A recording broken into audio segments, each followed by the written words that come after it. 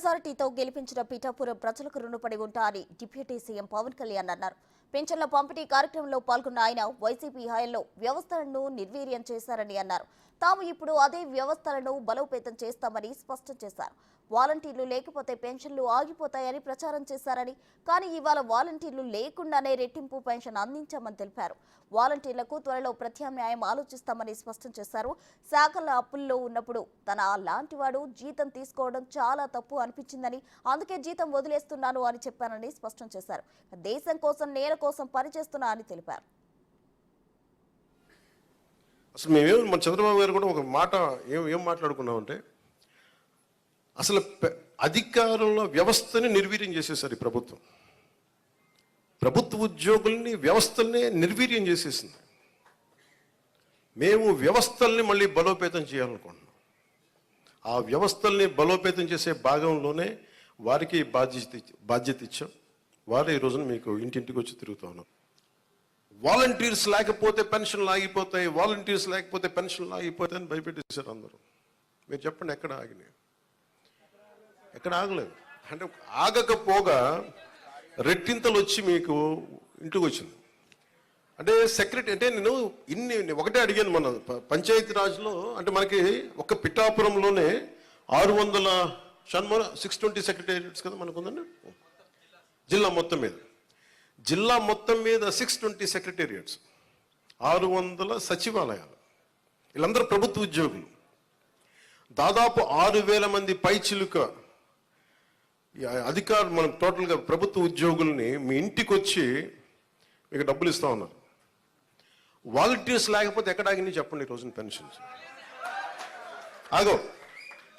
కానీ వాలంటీర్స్కి alternate employment ఎలా ఇవ్వాలి అది మేము ఆలోచిస్తాం. అలాగే మన సెక్రటేరియట్ స్టాఫ్ వచ్చారు. మీకు ఈ మధ్యన అసెంబ్లీకి వచ్చారు కదా, మీకు జీతం ఈ 3-4 రోజులు కలిపి మీకు 35,000 వస్తుంది మీకు. కానీ సంతకాలు పెట్టే మనస్కరించాలి. నేనేమనుకున్నాను, జీతం తీసుకొని పని చేద్దాం అనుకుంటే యాక్చువల్లీ లోపలికి వెళ్ళి పంచాయతీ నిధులను చూస్తూ ఉంటే డబ్బులు లేవు పంచాయతీ శాఖలు. ఎన్ని వేల కోట్ల అప్పులు ఉన్నాయో తెలియట్లా. ఒక్కొక్క హెడ్ తవ్వే కొద్దీ, అంటే ఒక్కొక్క దానికి ఏ హెడ్ కింద ఎంత ఖర్చు అవసరం ఉంది తవ్వే కొద్దీ అసలు అనంతంగా లోపలికి వెళ్తానే ఉంది. మాకు ఒకటే అనిపించింది, ఇవన్నీ కరెక్ట్ చేయాలి. ఇవన్నీ ఇంత అప్పుల్లో మనకి పంచాయతీరాజ్ శాఖ ఉన్నప్పుడు నాలంటూ డబ్బులు తీసుకోవటం చాలా తప్పు అనిపించింది. అందుకని వాళ్ళకి చెప్పి నేను జీతాన్ని వదిలేస్తున్నాను, నా జీతాలు ఏం వద్దు, కానీ నా దేశం కోసం మా నేల కోసం పనిచేస్తాను. పంచాయతీరాజ్ అధికారులు చెప్పింది, కేంద్ర జల జీవన్ మిషన్కి ప్రతి ఇంటికి రక్షిత మంచినీటికి మీరు డబ్బులు అడగాలే కానీ ఇస్తారు. ఒకసారి కొన్ని పథకాలు కేంద్రం ఇచ్చేది 70% ఉంటుంది, 90% ఉంటుంది. దీనికైతే చాలా మ్యాక్సిమం ఉంది. దీనికి నాకు ఎగ్జాక్ట్ ఫిగర్ గుర్తులేదు, 90-70 అని. అంటే మ్యాచింగ్ గ్రాంట్ ఇవ్వలేని పరిస్థితిలో ఉంది. మ్యాచింగ్ గ్రాంట్ కొన్ని చోట్ల 40 కోట్లు ఉంది, 50 కోట్లు ఉంది. 40-50 కోట్లు 200-300 కోట్లు చేస్తే మనకి కేంద్రం నుంచి 1000 కోట్లు వచ్చేస్తాయి. అంత మ్యాచింగ్ గ్రాంట్ కూడా ఇవ్వలేని పరిస్థితిలో మ్యాచింగ్ గ్రాంట్ ఇవ్వలేకపోయారు. కానీ ఋషికొండలో ఇల్లు కట్టుకున్నారు. వీళ్ళు బూడిదలో పోసిన పన్నీరు, అది బాధేస్తుంది. అంత విలాసవంతమైన భవనం, ఓకే, వాళ్ళు అనుకున్నట్టుగా నేను వాళ్ళ ఆ వాదనకి నేను సరే అంటున్నాను, ఓకే, మీరు అన్నట్టుగానే అది కూర్చోబెట్టి ఎవరైనా విఐపీస్ వస్తే ఉండటానికి అంత అవసరం ప్రస్తుతం. నాకే క్యాంప్ ఆఫీస్ ఇస్తే నన్ను అడుగుతా ఉన్నారు, ఏం చేయమంటారు మరమ్మతులు, ఏం చేయగలరు అలా ఉంచండి అన్నాను. కొత్త ఫర్నిచర్ నేను కొనకండి, నేను తెచ్చుకుంటాను అవసరం అయితే. ఇంత అడ్డగోలు అవినీతి ఉంది. ఒక్కొక్క చోట వెరైటీస్ మైన్స్ లేవు, ఆల్మోస్ట్ నీళ్ళు ఖాళీ చేశారు.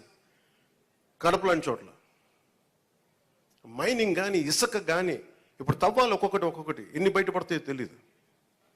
గత ప్రభుత్వం నేను చెప్పాను మీకు, ఇది విండిక్టివ్ గవర్నమెంట్ కాదు, ఇది కరెక్షన్ గవర్నమెంట్. ఇది తప్పులు ఎవరు చేసినా కరెక్షన్ చేస్తాను తప్ప కూర్చోబెట్టి సాధించడానికి మేము లేవు. అందుకే మీరు చూస్తే మేము ఎక్కడ కూడా కూర్చోబెట్టి వాళ్ళు ఎన్ని మాట్లాడుతున్నా వ్యక్తిగతంగా ఎందుకు మాట్లాడమంటే వీఆర్ ప్రో పీపుల్, ప్రజల కోసమే పనిచేసే ప్రభుత్వం ఇది.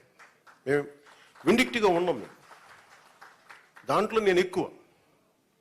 కానీ అలా అని చెప్పి మీ తప్పుల్ని దాయం మేము. ఇప్పుడు మీరు రైస్ దాచేసారు, మీరు అక్కడ మీ గోడౌన్లో, దాన్ని బయటికి తీస్తాం. దానికి సంబంధించిన వ్యక్తులు మీరు తప్పు చేస్తే దాన్ని భరించండి. మరి దాంట్లో మేము there is no compromise. Employee దగ్గర ఈరోజు పొద్దున్న నుంచి కనీసం 1,00,000 రూపాయలు ఉంటుంది. ఒక కాకినాడ జిల్లాలోనూ 6,000 మంది దగ్గర ₹1,00,000 ఉంటుంది.